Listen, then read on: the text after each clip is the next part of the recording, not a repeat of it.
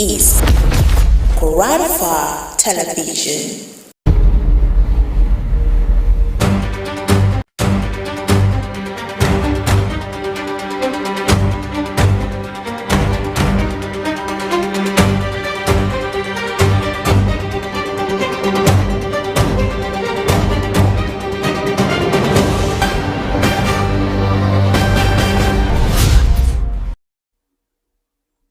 Good evening and welcome to Kwararafa Television Weekend File.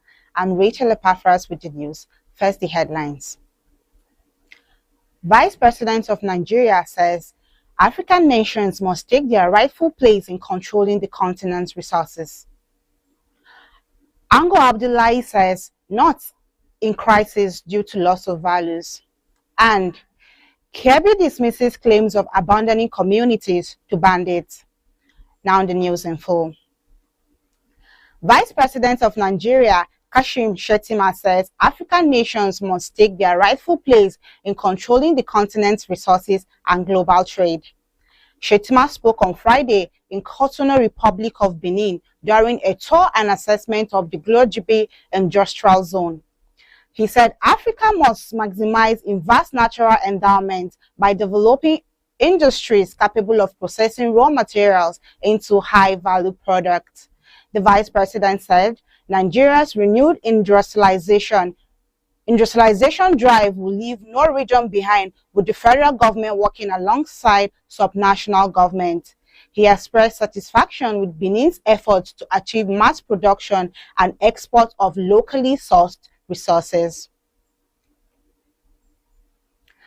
Chairman of the Northern Elders Forum and former Vice Chancellor of Ahmadu Bello University Zaria, Professor Ango Abdullahi, and political economist Dr. Usman Bugaje lamented the erosion of the values and leadership ideals that once defined northern Nigeria. They warned that the region's worsening insecurity, poverty, and underdevelopment stemmed from a departure from the principle of its founding leaders. The duo spoke at the third edition of the late General Hassan Usman Katsina Memorial Conference held at Arewa House, Kaduna, with the theme From Sacrifice to Strategy. Rekindling General Hassan Usman Katsina's vision for a prosperous northern Nigeria. Abdullahi said, the North, once admired for its discipline, integrity, and sense of purpose, has lost the moral values that made it a respected region. According to him, although many northern cities have expanded physically, the virtues of honesty, sacrifice, patriotism, and selfless leadership that shaped the region's early leaders have steadily declined. African countries have adopted a new declaration committing to cheaper internet access, affordable smartphone, and technology-neutral regulation as part of a continent-wide strategy to expand meaningful digital connectivity and accelerate economic growth. The commitment formed part of the 2026 Abuja Declaration on Meaningful Connectivity for Africa, adopted at the close on the 7th ordinary session of the African Telecommunications Union Conference of the Plenaries in Abuja on Friday. The declaration commits member states to improve digital affordability, expanding access to broadband infrastructure, strengthening consumer protection and cybersecurity, and promoting digital literacy, particularly among women, youth, and persons with disabilities and undeserved communities.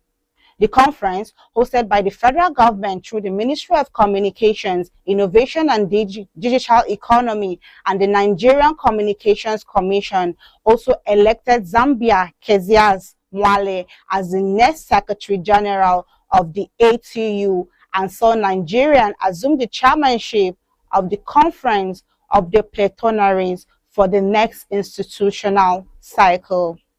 Speaking at the conference, Secretary General of the International Telecommunication Union, Doreen Burden Martin, said Africa already knew what was required to bridge a digital divide, identifying enabling policies, affordability, and digital capacity as the three pillars for achieving universal connectivity. The United Nations Children's Fund, UNICEF, has raised concerns over the state of child protection in Nigeria, revealing that 6 in every 10 children experience some form of abuse, while only 2 in 5 children under 5 have births registered. UNICEF also disclosed that 2 in every young women in Nigeria were married before the age of 18, describing the figure as a stark reminder of the urgent need to strengthen child protection systems nationwide. Speaking at the Child Protection Media Review and Consultation for UNICEF's 2028 to 2032 country program in Abuja, UNICEF's Nigeria's Chief of Child Protection, Natalie Markley, said the statistics represented millions of children whose safety, identity, and future opportunities remain at risk. Markley urged government and development partners to adopt a more focused, evidence-driven approach to child protection, warning that national progress often marks deep inequalities across the state and communities. Now on business. The Managing Director and Executive Officer of Blessings Computer Limited, Blessing Unisodi, says limited access to genuine technological products and dependable technical support remains a major obstacle to digital inclusion in Nigeria, despite technology's growing role in education, business, and economic activities.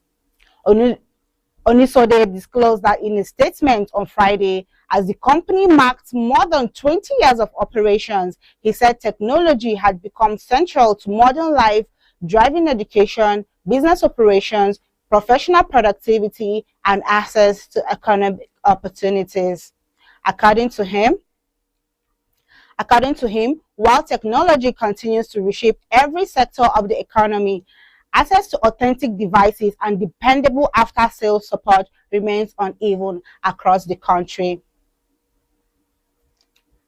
The Dangote Group has proposed the construction of a petroleum product storage internal in Cameroon as it seeks to strengthen the regional distribution network of its 650,000 barrel per day Lekki refinery and expand its footprint in Central Africa. This proposal was presented to Cameroon's Prime Minister Joseph Dion Ngute by the group's Vice President for Oil and Gas and Fertilizer, Devakoma Edwin. Report says the planned facility will help build Cameroon's strategic petroleum reserves, improve fuel supply security, and potentially include a pipeline network for transporting refined products, reducing logistic costs and the environmental impact associated with road haulage. The project, however, remains at the discussion stage with no agreement announced after the meeting. The Dangote Group has yet to disclose the proposed location of the terminal, its storage capacity, investment values, or timeline implementation. On security, the Kebbi state government dismissed claims that some communities in the state have been abandoned to bandits and terrorists, describing the allegation as misleading and politically motivated. The government said Governor Nasir Idris remained actively involved in efforts to tackle insecurity through close collaboration with security agencies and other stakeholders. In a statement issued by Chief Press Secretary to the Governor, Ahmed Idris, the government said opposition figures were creating a false impression of the state security situation by suggesting that affected communities have left to fend for themselves. The government stressed that security matters were highly sensitive and not every operational strategy and not every operational strategy, intelligence gathering, or efforts could be made to intervene. Controversial, controversial Islamic cleric Ahmed Gumi has questioned why no government official has visited Boko Haram terrorists and bandits to negotiate and end their violence the way past leaders engage in the Niger Delta militants. He made a comparison in a Facebook post on Saturday, recalling how former Vice President Goodluck Jonathan and former Vice President Yemi Osibanjo both visited militants in the Creek to Bruka peace. Gumi noted that both leaders had, at different times, gone into the creeks to meet the militant and returned with programs designed to end the militancy in the region. The cleric then asked who would extend similar engagements to Boko Haram and bandits terrorizing parts of Nigeria without facing public backlash. Gumi has for years positioned himself as an advocate for dialogue with armed groups in the northwest and northeast, repeatedly visiting bandit camps in Zamfara and other states to hear their grievances.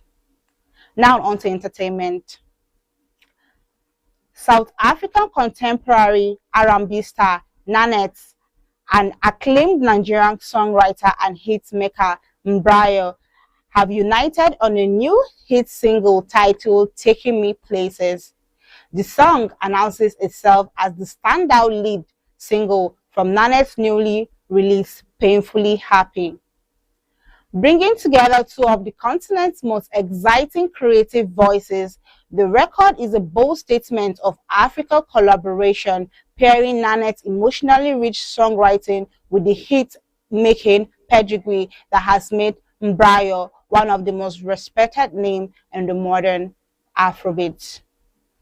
Taking Me Places represents the meeting of two artists whose influence continues to grow far beyond their respective markets, delivering a record that captures the ambition, confidence, and global outlook, defining the next generation of African music.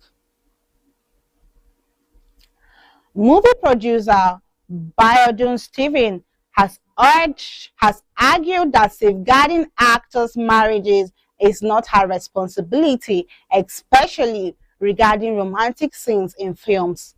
Speaking in an Instagram video in response to criticism of kissing scenes in Nollywood, Stephen stated that actors and their spouses understand the demand of the profession and should manage their relationships accordingly.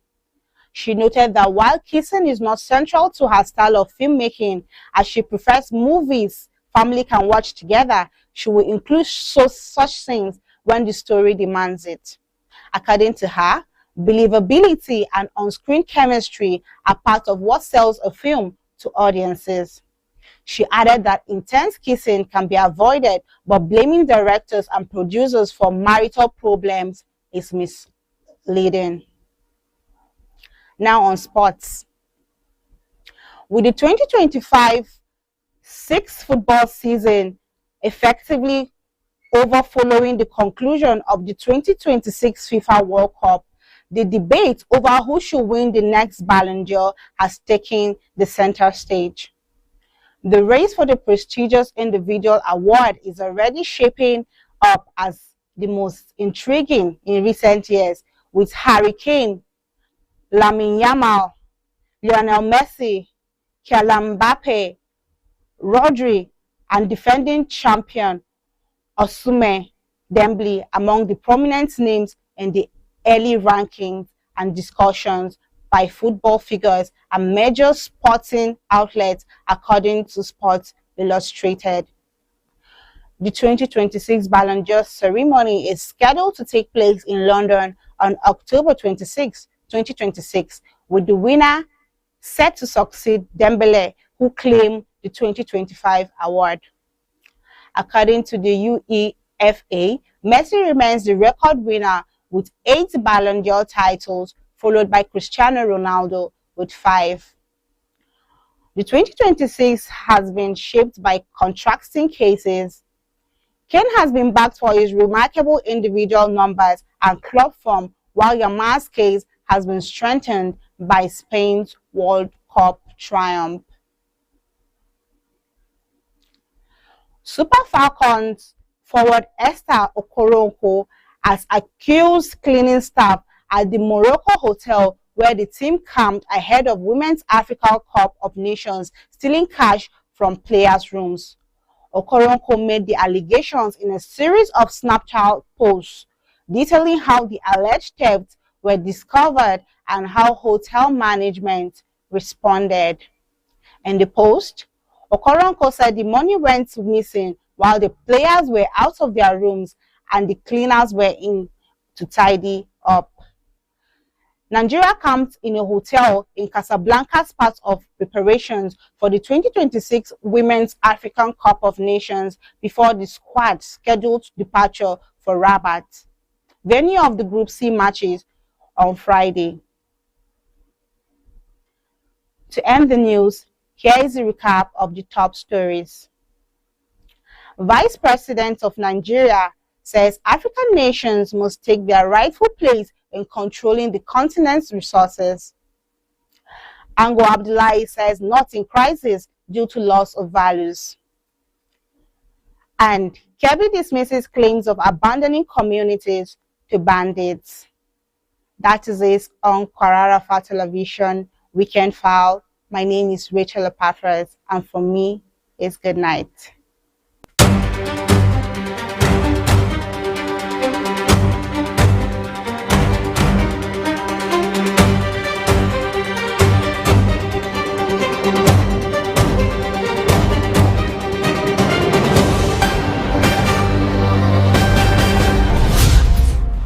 Good news, Tarabans and Nigerians. 2610 Multilinks Concept Limited is here where quality, reliability and value matter most. Multilink Concept Limited is your trusted partner for motorcycles, genuine spare parts, agricultural equipment, office equipment and genuine engine oils.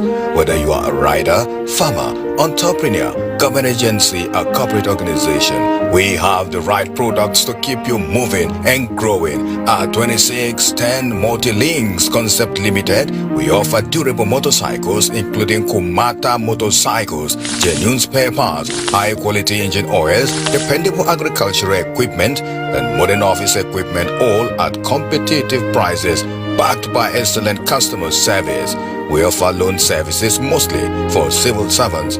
Visit our Jalingo office at number 51 Amaruwa Way, opposite Sterling Bank, PSA, or before the pedestal bridge along Wukari Yola Road, ATC Jalingo, or our Abuja office at number 5 Angle 90 Road, Phase 1 Gwagwalada FCT. For inquiries and orders, call 08-111-06-1254, 0803-617-1476 or 0803-761-8411. 2610 Multilinks Concept Limited. Quality products, trusted service, lasting value.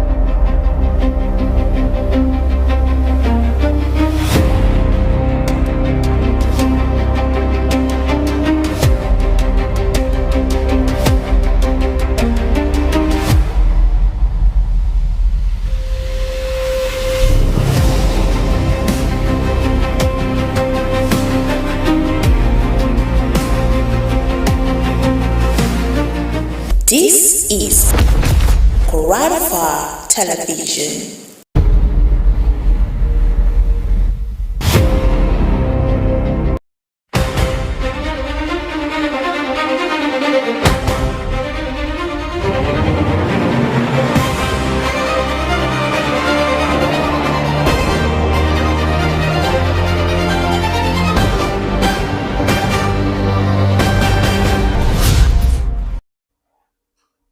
Jama'a barkanmu da warhaka ga fassarar labaran duniya daga nan Kwararafa TV mai gabatarwa Fatima Muhammad Naita.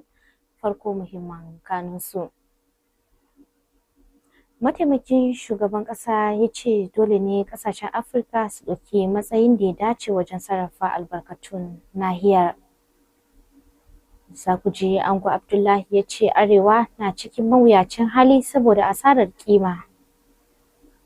Kebbi ta yi watsi da ikirarin barin al'ummomi ga 'yan fashe.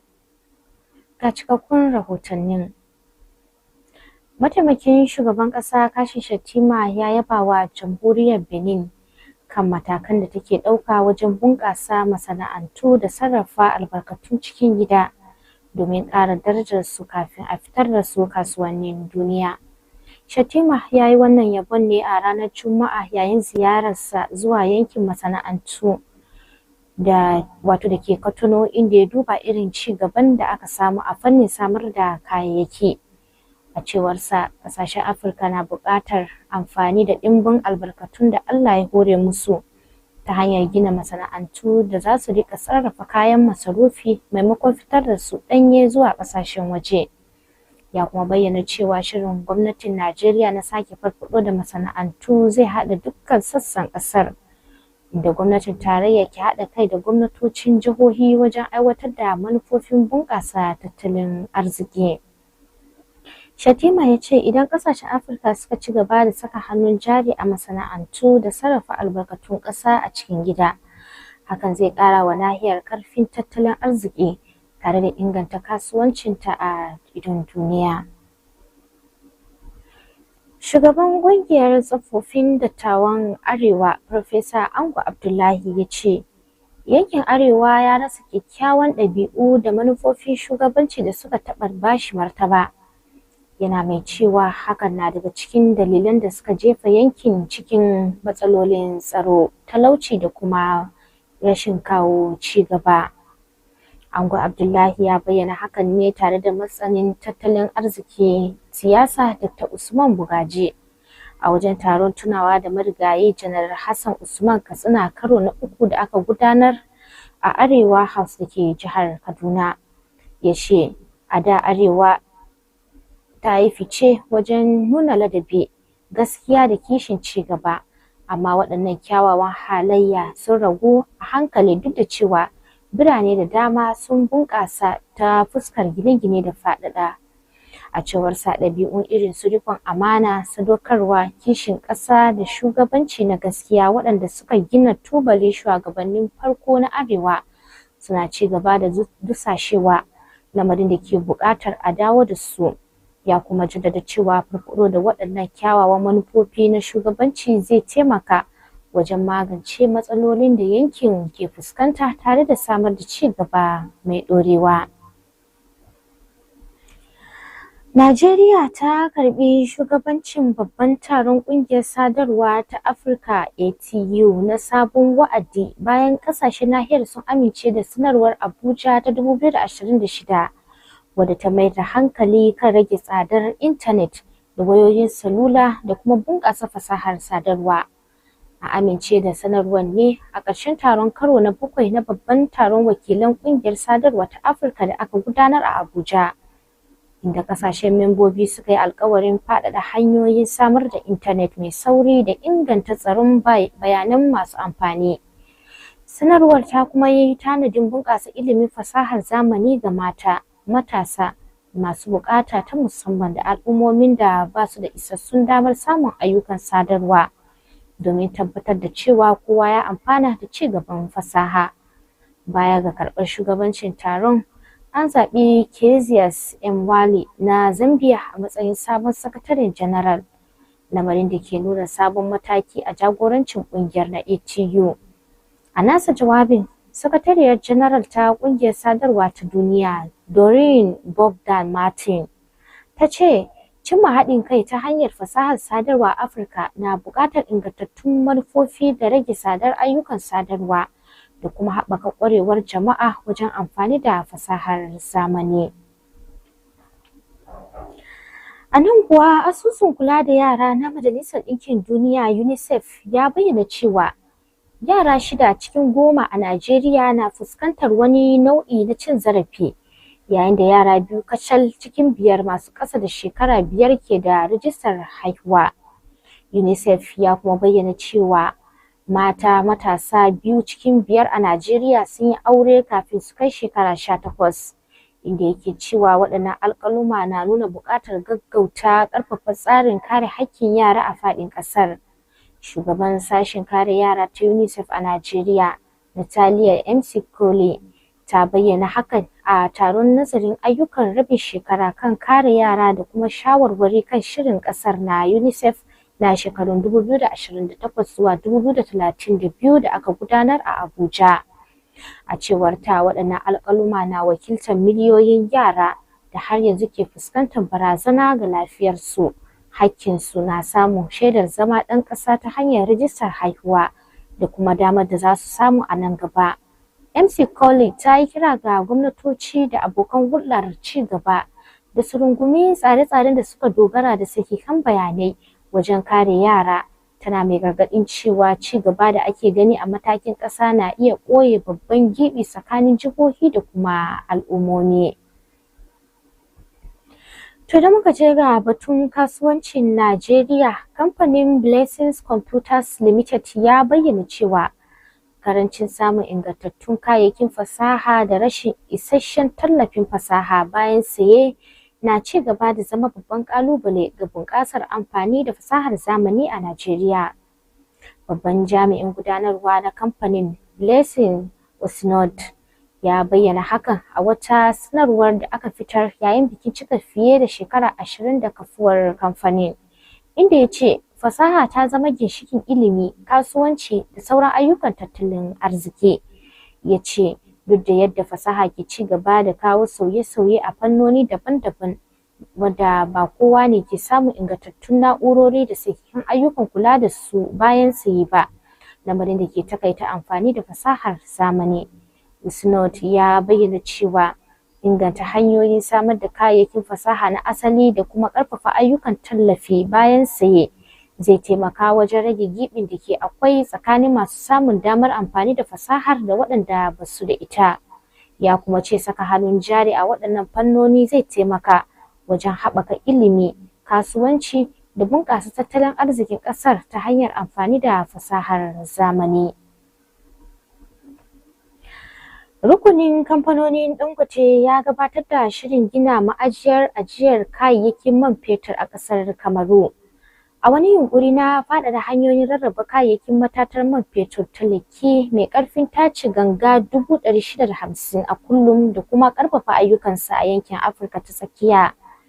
Mataimakin shugaban rukunin Dangote mai kula da harkokin mai, gas da taki, Divikumar Edwin, shi ya gabatar da wannan shiri ga Firayim Ministan Kamaru Joseph Dion Nguti a wata ganawa da suka yi. Rahotanni sun ce idan aka aiwatar da aikin zai taimaka gaya wajen gina ajiyar man fetur na dabarun ƙasar Kamaru da inganta wadatar man fetur, tare da yiwuwar gina bututun da zai riƙa jigilar man da aka tace domin rage kuɗin sufuri da kuma gurɓata muhalli da manyan motoci ke haifarwa. Sai dai har yanzu aikin na matakin tattaunawa ne, kuma ba a sanar da cimma wata yarjejeniya tsakanin ɓangarori bayan ganawar ba.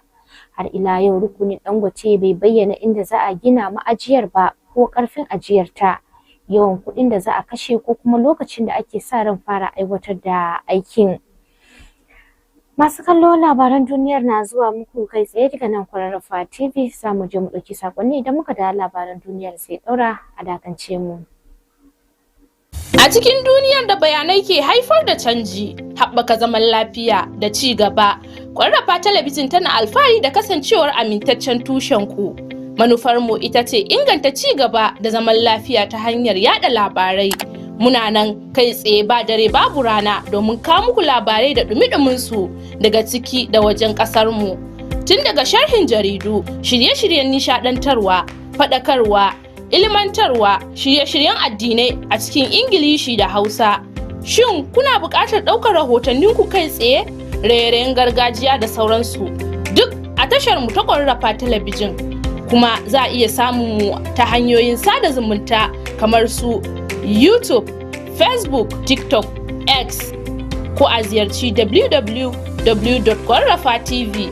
Hakanan za a iya samun mu akan decoder free to air akan mita 12589. Kwararafa Talabijin tana nan domin ku, sai kun zo. A cikin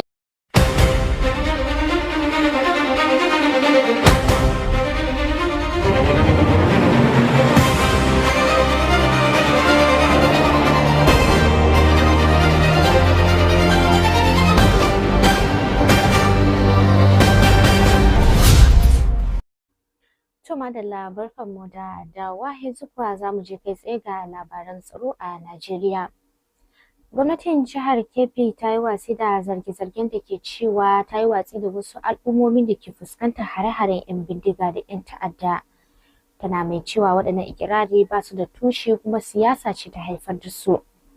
A cikin wata sanarwar da babban sakataren yaɗa labarai na gwamna Ahmad Idris ya fitar, gwamnati ta ce gwamna Nasir Idris na ci gaba da jagorantar ƙoƙarin magance matsalar tsaro ta hanyar haɗin gwiwa da jami'an tsaro da sauran masu ruwa da tsaki. Sanarwar ta zargi wasu 'yan adawa da ƙoƙarin yaɗa bayanan da basu dace ba, ta hanyar nuna cewa al'ummomi da hare-haren suka shafa an bar su su fuskanci matsalolinsu ba tare da tallafi ba. Gwamnati ta jaddada cewa harkokin tsaro na da matuƙar muhimmanci, kuma ba duka dabarun aiki da kuma tattara bayanan sirri da matakan da ake ɗauka ne za a iya bayyana wa jama'a ba. Ta kuma ce tana ci gaba da aiki tare da hukumomin tsaro domin tabbatar da kare rayuka da dukiyoyin al'ummar jihar da kuma dawo da zaman lafiya a yankunan da abin ya shafa. A nan kuwa Sheikh Ahmed Gumi ya yi kira a yi la'akari da amfani da tattaunawa wajen neman mafita ga rikicin ƙungiyar Boko Haram da na 'yan bindiga. Yana mai tambayar dalilin da yasa ba a bi irin hanyar da aka yi amfani da ita wajen sasanta rikicin Niger Delta ba. Malamin ya bayyana hakan ne a wani rubutu da ya wallafa a shafinsa na Facebook ranar Asabar, inda ya nuni da cewa tsohon shugaban ƙasa Goodluck Jonathan da tsohon mataimakin shugaban ƙasa Yemi Osibanjo sun taɓa gana da mayakan Niger Delta domin samar da zaman lafiya. A cewar sa, irin waɗannan matakai sun taimaka wajen samar da shirye-shiryen da suka rage rikici a yankin. Yana mai tambayar wanda zai iya ɗaukar irin wannan mataki wajen tattaunawa da ƙungiyar Boko Haram da 'yan bindiga a arewa. Sheikh Gumi ya kasance cikin masu bayyana ra'ayin cewa tattaunawa na iya zama wata hanya ta rage tashe-tashen hankula a arewa maso yamma da arewa maso gabas. Sai dai batun yin sulhu da ƙungiyoyi masu ɗauke da makamai na ci gaba da haifar da muhawara a Najeriya, inda ake samun ra'ayoyi mabambanta kan ko tattaunawa ce hanya mafi dacewa wajen magance matsalar tsaro. To daga batun tsaro za mu je ga labaran nishaɗi, inda fitacciyar mawaƙiya ta Afirka ta Kudu Nanette da fitaccen marubucin waƙoƙi kuma mawaƙin Najeriya wato Brio sun haɗa kai wajen fitar da sabuwar waƙa mai suna Taking Me Place. Waƙar ita ce ta farko da aka fitar daga sabon kundin waƙoƙin mai taken Painfully Happy, wadda aka saki a kwanan nan. Haɗin gwiwa ya haɗa fasahar rubutun waƙoƙin nata da kuma ƙwarewar Brio a fagen kiɗa na Afrobeat. Masu shirya aikin sun bayyana cewa waƙar na nuna yadda mawaƙin Afirka ke ƙara haɗa kai domin ƙirƙirar ayyukan da za su kai ga kasuwannin duniya, tare da nuna buri da jajircewa wajen ƙarni na masu kiɗa a nahiyar. Haɗin gwiwa ya kuma nuna ci gaba da ƙarfafa alaƙar da ke tsakanin masana'antar kiɗan Najeriya da ta Afirka ta Kudu, waɗanda ke ci gaba da samar da ayyuka a tare. Ana sa ran waƙar za ta ƙara faɗaɗa masu sauraro duka mawaƙan, yayin da suke ci gaba da gina sunayensu a masana'antar kiɗa ta Afirka da ta duniya. A nan kuwa mai shirya fina-finai Biodun Stephen ta ce bai kamata a ɗora wa daraktoci da masu shirya fina-finai alhakin matsalolin aure da wasu jarumai ke fuskanta saboda rawar da suke takawa a fina-finai ba. Ta yi wannan bayani ne a wani bidiyon da ta wallafa a Instagram, inda ta yi magana kan cece-kucen da ya biyo bayan amfani da wuraren sumbata a wasu fina-finan Nollywood. Stephen ta ce masu yin wasan kwaikwayo da ma'auratansu suna sane da irin buƙatar aikin fim, kuma ya rage gare su su tsara yadda za su daidaita rayuwar aikinsu da ta aurensu. Inda ta bayyana cewa salon shirya fina-finai ya fi karkata ga ayyukan da iyalai za su iya kallo a tare, amma idan yanayin labari ya buƙaci wasu wurare na soyayya, za ta iya amfani da su domin ƙara wa fim ɗin sahihanci. Ta ce mu'amalar jarumai a cikin fim da yadda suke nuna alaƙa a fuska wasan kwaikwayo na taimaka wajen jan hankalin masu kallo, amma hakan ba yana nufin daraktoci su ne ke da alhakin duk wata matsala da za ta iya tasowa a rayuwar masu yin fim ba. To idan muka je ga fagen wasannin duniya, bayan kammala kakar ƙwallon kafa ta 2025 da 26 da kuma gasar cin kofin duniya ta FIFA ta 2026, hankalin masu bibiyar ƙwallon kafa ya koma kan wanda zai lashe babbar kyautar gwarzon ɗan wasa ta Ballon d'Or. Tuni dai fafatawar kyautar ta fara ɗaukar hankali, inda manyan sunaye kamar Harry Kane da Lamine Yamal, Lionel Messi, Kylian Mbappe, Rodri da kuma mai rike da kambun kyautar na yanzu Ousmane Dembele ke cikin waɗanda ake tattaunawa a kansu. An shirya gudanar da bikin bayar da kyautar Ballon d'Or ta 2026 a birnin London a ranar 26 ga watan Oktoba 2026, inda wanda zai iya nasara zai maye gurbin Dembele wanda ya lashe kyautar ta shekarar 2025. A cewar hukumar ƙwallon ƙafa ta Turai UEFA, Lionel Messi ne ke rike da tarihin yawan lashe Ballon d'Or da kofuna 8, yayin da Cristiano Ronaldo ke biye da shi da kofuna 5. Masu sharhi sun bayyana cewa tseren bana ya samu tasiri daga irin bajintar da 'yan wasan suka nuna, inda Kane ke samun goyon baya saboda yawan ƙwallaye da ya ci da kuma rawar da ya taka a ƙungiyarsa, yayin da nasarar Spain a gasar cin kofin duniya ta ƙara ƙarfafa damar Lamine Yamal. Sansanin tawagar ƙwallon kafar mata ta Najeriya Super Falcons ya fuskanci cece-kuce bayan 'yar wasan gaba Esther Okoronkwo ta yi zargin cewa an sace kuɗi daga wasu ɗakunan 'yan wasa a otel inda suke zaune a Morocco. 'Yar wasan ta bayyana cewa an gano ɓacewar kuɗin ne bayan 'yan wasan sun fita daga ɗakunan su, inda ma'aikatan tsafta suka shiga domin gudanar da ayyukan yau da kullum. Ta yi bayanin lamarin ne ta jerin wallafe-wallafe a Snapchat, inda ta ce an sanar da mahukuntan hotel ɗin kuma an samu martani daga ɓangaren gudanarwar hotel ɗin. Super Falcons sun zauna a Casablanca a matsayin wani ɓangare na shirye-shiryen gasar cin kofin Afirka ta mata ta 2026. Kafin tafiyar su zuwa Rabat domin buga wasannin rukunin C. Sai dai har yanzu zargin bai samu cikakken bayani daga dukkan bangarorin da abin ya shafa ba, kuma ana buƙatar ƙarin bayani daga mahukunta domin tabbatar da abin da ya faru.